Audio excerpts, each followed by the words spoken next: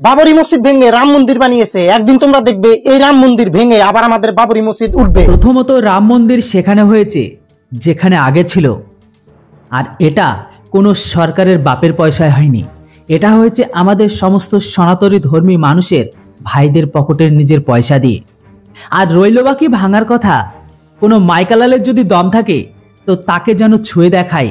Promise করছি, একজন আমি সনাতনী ধর্মী হিন্দু হয়ে কাউকে দু পায়ে হেঁটে ফিরে যেতে দেবো না ওই রাম মন্দির থেকে, আর আপনাদেরও না, কেননা আপনি পাকি বীজের ফল। আজকে আমরা এই জন্য চুপ আছি, কারণ আমাদের হাতটা হলো বাঁধা। যেদিন এই হাতটা খুলে যাবে সেদিন দেখবে দুনিয়ার মধ্যে ইতিহাস সৃষ্টি হবে। আপনি এখানে ভুল বললেন, আপনাদের হাত খোলাই ছিল, তাই তো আমাদের এই মন্দির বানাতে একটি হিন্দু রাষ্ট্রে এতটা দেরি হলো। আপনাদের হাত বাঁধা থাকলে না এটার উপর আমাদের কোনো কেসকে লড়তে হতো আজকে, আর না আমাদের এই রায়ের অপেক্ষা করতে হতো। চাইলে আমরা অনেক আগেই করতে পারতাম, কিন্তু করিনি। আর আপনাদের হাত খোলাই আছে এখনো, তাই শেষে আঙুর ফল না পেলে টক বলবেন না। আর হ্যাঁ, ইতিহাস তো আমরাও করলাম, এটার জন্য আপনারা প্রতিদিন মনে রাখেন। তাই তো রাম মন্দিরে আজকের দিনে 620 কেজির ঘন্টাকে মন্দিরে বেঁধে দিয়েছি। এখন থেকে প্রতিদিন যখন সকাল আর সন্ধ্যাবেলা এই ঘন্টার ধ্বনি হবে, আপনার আব্বুরা কবর থেকেও চেঁচিয়ে বলবে, আল্লাহর দোহাই লাগে মাফ করে দিন। আমাদের যত ভারতবাসী এবং অন্য দেশের মানুষ আছেন সবাই কিন্তু জানেন আজকে ভারতে যেটা রাম মন্দির আছে সেটা কিন্তু পূজা স্টার্ট করলো। সেই উদ্দেশ্যে ভারত সরকার বলেছে 22 তারিখ রাম মন্দির আমরা স্টার্ট করব, পুজো স্টার্ট করব। সেই জন্য তোমাদের আন্ডা, মাছ, মাংস, মুরগি ইত্যাদি শুটকি মাছ এগুলো খাওয়া যাবে না। যদি তোমাদের বাড়িতে প্রেগনেন্ট মানুষ আছে ডিম খাওয়া ভালো, সেটাও খাওয়া যাবে না। তাই আমি একটাই কথা বলতে চাই, রাম মন্দির কি এই যে পূজা স্টার্ট করেছে, রাম এসে ওই মন্দিরে আন্ডা, এই মুরগি, মাংস টাংস এগুলা খাবে নাকি? যে সবাইকে মানা করে দিয়েছে আজকে অনেক দিন পরে রাম বাবা আসতেছে, সে আজকে অতিরিক্ত খাবো। তা আমি ভাই এই পাগলপান্তি এরা যে করতেছে কিসের জন্য করতেছে আমি জানি না। দেখুন, আপনাদের মতো পাকি বীজের মাদ্রাসা থেকে পাস করলে কতটাই বা জানবেন বলুন? কাউকে জোর করে নিয়ে এটা করবেন না, ওটা করবেন না। এটা আমাদের ধর্মের নীতি বা রীতি। যে কোনো পূজা অর্চনায় আমরা আমিষ খাই না। বাকিটা নিজেদের ওপরই একান্ত ব্যক্তিগত ব্যাপার থেকে সে কি করবে বা আপনি শুনবেন কি শুনবেন না। আর আপনাদের নবী যেমন আপনাদের বলে গেছে উটের মুত খেতে, সেটা আপনি খাবেন কি খাবেন না সেটা একান্ত আপনার ব্যক্তিগত ব্যাপার।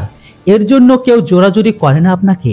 আর এখন নবী এসে আপনার ঘরে ঘরেও জিজ্ঞাসা করে না যে আপনি এটা করছেন কি এটা করছেন না। আবার বলতেছে অনেক দিন পর, 500 বছর পর আমাদের রাম সীতা তার বাসায় ফিরে এলো। তাই আমি একটাই কথা বলতে চাই, এতদিন কি রাম বাবা অন্য দেশে কামলা দিতে গেছিল নাকি? যে অনেক দিন পরে আসতেছে আমাদের রাম বাবা। এখানে রইল কথা বাকি কামলা খাটা অভ্যাস।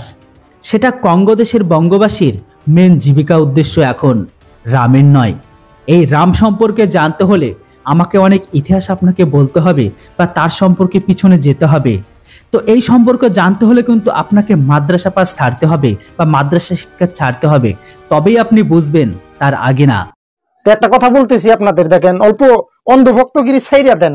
অন্ধভক্ত তারাই যাদের চোখ নাই, যাদের ওই যে গোবর সবর খায়। তে কি আর বলবো, বলার মতন ভাষা নাই। ফেসবুক অন করলে আমাদের রাম 500 বছর পরে আসতেছে, 500 বছর পরে আসতেছে। তাই আমি একটাই কথা বলতে চাইতেছি, দেখেন এই যে যতগুলো অন্ধভক্ত আছেন না, যারা বলতেছেন 500 বছর পর আমাদের রাম আর সীতা তার বাসায় ফিরে আসছে, তাহলে আপনাদের কথা মতে রাম সীতা এরা তো ভগবান না, সাধারণ একটা মানুষ। তো আপনাদেরকে একটাই কথা বলতে চাই, দেখেন এই যে আগল পাগল, এই যে অন্ধভক্ত হইয়া এগুলা উল্টা পাল্টা কথা বললেন না, বেকার। আপনি এক কাজ করুন, এই ইসলাম প্রোডাক্টটিকে ছেড়ে দিন আর মানুষ হন। অন্ধবিশ্বাসে ডুবে শুধু অশান্তি, উগ্রবাদী, জঙ্গি আর শুয়োরের মতো বাচ্চা উৎপাদন হয়। এতে না দেশের, নিজের আর না অন্য কারো কখনো ভালো হয়েছে। এর জলজান্ত উদাহরণ সমস্ত ইসলামিক দেশ। তাই এই প্রোডাক্টকে মানা বাদ দিন। আপনারা সবাই জানেন রামের জন্ম ভারতেই হয়েছিল। সে ভারতে কেন, সারা বিশ্বতে থাকবে, যেহেতু সে একটা প্রভু। তাই আমি তাকেও সম্মান করি, আমিও বিশ্বাস করি রামকে। আমরাও রামায়ণ পড়েছি, মহাভারত, সীতা এগুলো অনেক দেখেছি সিরিয়াল মিরিয়ালে, আমরাও বিশ্বাস করি। কিন্তু কি যে আপনারা বলতেছেন যে 500 বছর পর আসতেছে, তাহলে এতদিন কোথায় গিয়েছিল? আবার অনেকজনে বলতেছেন আমাদের নরেন্দ্র মোদী রামকে নিয়ে আসতেছে। আচ্ছা তাহলে কি দিয়ে নিয়ে আসতেছে? জাহাজ দিয়ে, না এই যে পানি জাহাজ দিয়ে, না উড়া জাহাজ দিয়ে, না ট্রেন দিয়ে, না ঠেলা গাড়ি দিয়ে? মনে হয় এরা সব গাঞ্জা মাঞ্জা খেয়ে পাগল হয়ে গেছে। আপনি উটের মুদ খেয়ে বসে রাম সম্পর্কে ভুলভাল বলা বন্ধ করুন। আপনাদের নবীজিকে আপনার কানে কানে বলেছিল এসব? না উটের মূত্রের অতিরিক্ত ডোজ হয়ে এই সমস্ত নাটকবাজি করছেন আপনি? তারপর আরো দেখতেছি একদিকে বাবরি মসজিদের ফটো, তারপর আর একদিকে রাম মন্দিরের ফটো দিয়ে বলতেছে দেখি আজকে কার ধর্মের পাওয়ার বেশি। এগুলো উপরে ক্যাপশন দিয়ে মানে এ হলে লাইক করো, রাম মন্দির হলে লাইক করো, আর এই যে বাবরি মসজিদ হলে শেয়ার মারো। ভাই কিছু কিছু মানুষ এই ধর্ম নিয়েও না ফেসবুকে ব্যবসা করতেছে, কি আর বলবো। হ্যাঁ, তো এখানে ব্যবসা তো আপনিও করছেন, অন্য কাউকে কেন দেখছেন? আগে নিজের দিকটা দেখুন। তাই এই যে যারা যারা এই যে তোমরা রাম মন্দির নিয়ে ফাল পারতেছো, তোমাদেরকে বলতেছি দেখো, তোমরা তো রাম মন্দির নিয়ে ফাল পারতেছো, দেখবা তোমরা ভবিষ্যতে যখন পূজা করতে যাবা না, তখন দেখবা সিরিয়াল ধরতে হবে। কারণ তোমরা সবাই জানো এটার নাম একটা বিজনেস, বুঝছো? হ্যাঁ, সরকারে এটা একটা বিজনেস খুলে নিল, দেখবা এখন আরো কোটি কোটি টাকা কামাবে, আর মাঝে থেকে তোমরা কুত্তার মতন ভৌ ভৌ করতেছো। মন্দিরে কে সিরিয়াল ধরুক আর লাইন ধরুক, সেটা না হয় আমার সমস্ত সনাতন ধর্মী ভাইরা বুঝে নেবে। আর এইটা বিজনেস হলো, বড় বিজনেস তো পূর্ব পাকিস্তান করছে। সেখানে কতগুলো মসজিদকে বানিয়ে রেখেছে ভাবুন তো। আপনাদের দেশে আপনাদের সরকার স্কুল আর কলেজের থেকে বেশি ফান্ডিং দেওয়া হয় মাদ্রাসার মসজিদের জন্য, আর আমাদের মন্দিরের কারণে সরকারের তো পয়সা হবেই, কেননা একমাত্র হিন্দু ধর্মী মন্দিরগুলো থেকে সরকারকে ট্যাক্স দেয়। আদারওয়াইজ না আপনারা দেন, আর না কখনো আপনারা এর দ্বারা কখনো ভালো করেছেন। এমনকি আমাদের এই রাম মন্দিরের কারণে তার আশেপাশের মানুষেরও রোজি হবে। আমরা কুত্তার মতো ভো ভো করলে তোরা তো কুত্তার মতো রাম মন্দির নিয়ে চেঁচাচ্ছিস কেন, আর জ্বলছেই বা কেন? জানা তোরা মসজিদে গিয়ে পদ উঁচিয়ে নামাজ পড়, আমরা যাই করি সেটা আমরা বুঝবো। তো তোমাদেরকে একটাই কথা বলতেছি, তোমাদেরও সারা জীবন কামলা দিয়ে খেতে হবে ভাই, রাম বাবা এসে ধরা দেবে না। এবং আমাদেরও মতন এই যে যতগুলো ভাই মানুষ আছে কামলা দিয়ে খেতে হবে, হ্যাঁ আল্লাহ এসে ধরা দেবে। তাই আপনাকেও বলছি, আপনাকে আল্লাহ এসে কখনো পয়সা দেবে না, আপনাকে আল্লাহ এসে বলবে না আপনি এটা করুন। আপনাকেও কামলা খেটে ইনকাম করতে হবে, আমাদের যেমন করতে হবে। তাই আমাদের রাম আর রামের মন্দির নিয়ে আপনাকে ভাবতে হবে না, বা আপনাদের দেশকে ভাবতে হবে না।